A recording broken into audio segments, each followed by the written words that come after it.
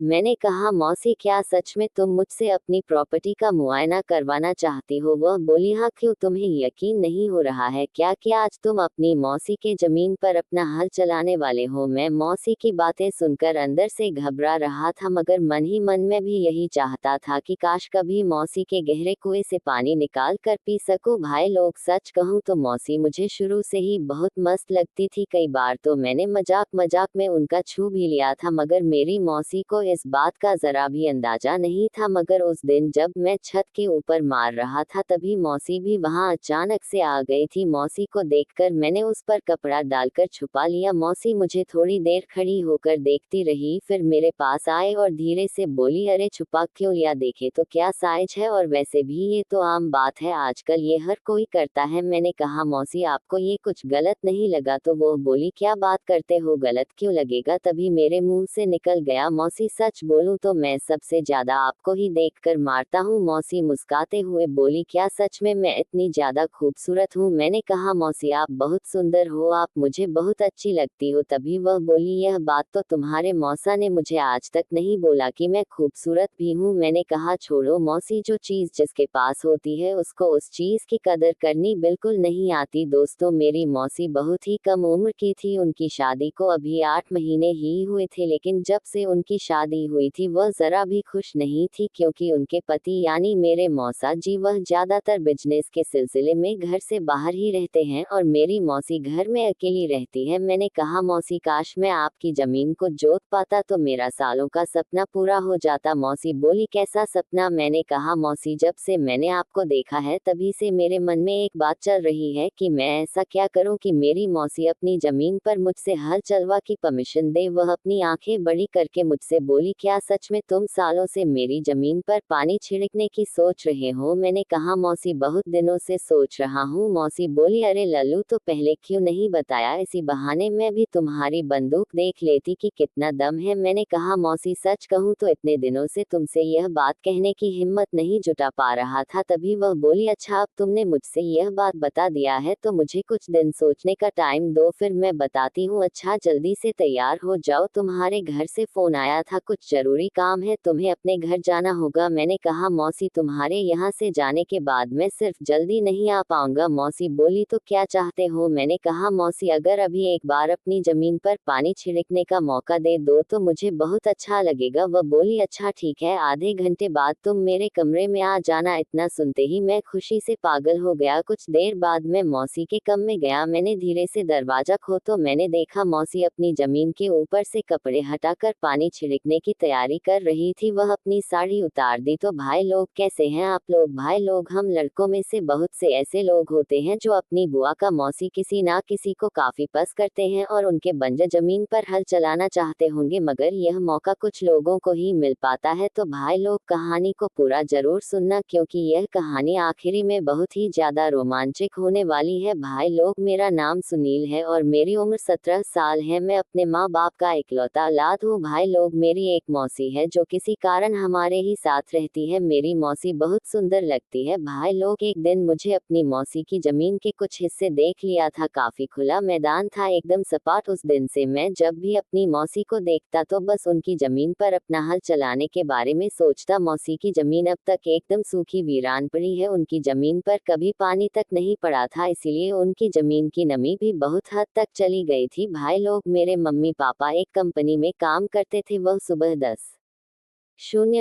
बजे अपने काम पर चले जाते थे और शाम को 4:00 बजे ही घर वापस आते थे। इस बीच घर में सिर्फ मैं और मेरी मौसी रहती थी। मौसी मुझसे बहुत सारी बातें करती। जब मौसी मुझसे बातें करती तब मैं सिर्फ उनके साथ थैली में जो संतरे रखे हुए थे बस उसी को देखता रहता था। एक दिन मौसी ने मुझे पकड़ लिया। वह बोली, क्या देख रहे हो सुनील, संतरों को निचोड़ का मन कर रहा है क्या? मैंने कहा मौसी मुझे सारे फलों में से सबसे ज्यादा संतरे ही पसंद है, अगर तुम कहो तो इनको निचोड़ कर सारा रस पी लूं। वह बोली, इतने उतावले मत हो, एक बार तुम्हें मौका जरूर दूंगी, लेकिन जब मेरा मन करेगा तब मैं संतरों को तुम्हें दे दूंगी। को मम्मी पापा काम से वापस आए। पापा ने मुझे और मौसी को सबको बुलाया और बोले, सब लोग सुनो, आज मैं एक बहुत बड़ी खुशखबरी लेकर आया हूँ। मैंने कहा, कौन सी खुशखबरी पापा? वह बोले, मैंने अपने काम से कुछ दिनों के लिए छुट्टी ले ली है और अब हम कहीं बाहर घूमने जाएंगे। मैंने कहा, ये तो है। पापा ने बहुत अच्छी बात है कहा। मैंने पहले सेठ को बहुत मनाया, तब जाकर उसने मुझे छुट्टी दी है। मैंने सोचा यही सही मौका है अब मौसी की जमीन को जोतने का। मैंने कहा, पापा आप और मम्मी चले जाओ घूमने में और मौसी घर की देखभाल करेंगे। पहले तो पापा ने मुझे बहुत कहा चलने को, मगर मैंने मना कर दिया क्योंकि मौसी के खेत का सवाल था। अगले दिन मम्मी पापा घूमने चले गए। अब मैं अंदर से बहुत खुश था कि अब तो खुलकर मौसी की जमीन को जोत दूंगा। मैं पूरा मूड बनाए हुए था, तभी मौसी मेरे पास आए और बोली, सुन, चलो मुझे मेरे घर छोड़ आओ, तुम्हारे मौसा आ गए हैं। इतना सुनते ही मौसी की जमीन को जोतने का मेरा सपना एक पल में टूट गया। फिर मौसी अपने घर चली गई। अब मम्मी पापा के काम पर जाने के बाद मैं अकेला घर में रहता था। मौसी के चले जाने के बाद मुझे घर में जरा भी अच्छा नहीं लगता था। मेरी मौसी ससुराल में मेरे घर से बस 20 किलोमीटर दूर था, इसीलिए जब मैं अकेला घर में बोर हो जाता तो अपनी मौसी के यहाँ चला जाता था। मेरी मौसी भी ज्यादातर घर में अकेली ही रहती थी क्योंकि उनके सास ससुर बहुत पहले ही एक्सपायर हो गए थे और मेरे मौसा जी काम के चक्कर में अक्सर बाहर ही रहते थे। उनका बहुत कम ही घर पर आना होता था। शादी के बाद मेरी मौसी और भी ज्यादा खूबसूरत हो गई थी। जब कभी मैं उनकी मौसी के यहाँ घूमने जाता तो 7-8 दिन वहीं रुक जाता था। अब धीरे धीरे मौसी मेरी मन की बात जान चुकी थी कि मैं उनकी जमीन पर हल चलाना चाहता हूँ। जब मैं मौसी के घर रुका, उस दिन मैं बैठकर टीवी देख रहा था, तभी मौसी आकर मेरे सामने बैठ गई। मौसी बोली, अच्छा सुनील, एक बात बताओ। मैंने कहा, क्या मौसी? वह बोली, अच्छा तुमने कभी किसी के कुएं से पानी निकाल कर अपनी प्यास बुझाई है? मैंने कहा, मौसी अभी तक तो मैंने किसी के कुएं का पानी नहीं पिया है। फिर वह सामने से उठकर मेरे पास आकर बैठ गई। मैं सोच में पड़ गया कि आखिर मौसी को आज हो क्या गया है। थोड़ी देर बाद मौसी बोली, देखो सुनील, मेरे पास एक कुआं है जो अभी थोड़ा कम गहरा है, लेकिन मैं उसको थोड़ा खुदवा कर और भी गहरा करना चाहती हूँ। अगर तुम्हारे मौसा यहाँ होते तो ये काम मैं उनसे करवा लेती, लेकिन उनको अपने ही काम से फुर्सत नहीं मिलती, तो मेरा काम कैसे करेंगे? मैंने कहा, मौसी कोई बात नहीं, अगर तुम कहो तो आपका ये काम मैं भी कर दूंगा। वह बोली, तो ठीक है, मगर काम शुरू करने से पहले एक बात याद रखना, कुएं को थोड़ा ध्यान से खोदना क्योंकि पानी का प्रेशर बहुत तेज होता है, कहीं तुम वह मत जाना। मैंने कहा, बुआ तुम टेंशन मत लो, मुझे अच्छे से तैरना आता है, तुम बस ये बताओ कि काम कब से शुरू करना है, देखना तुम्हारे कुएं को खोद कर किस तरह से गहरा करता हूँ। वह बोली, चलो ठीक है, अभी काफी रात हो गई है, तुम सो जाओ, मैं कल तुमसे कुएं की खुदाई करवाऊंगी। दोस्तों, आपको मेरी यह कहानी कैसी लगी कमेंट करके जरूर बताएं। वीडियो पसंद आए हो तो वीडियो को लाइक और शेयर करें और अगर हमारे चैनल पर पहली बार आए हो तो चैनल को सब्सक्राइब जरूर करें।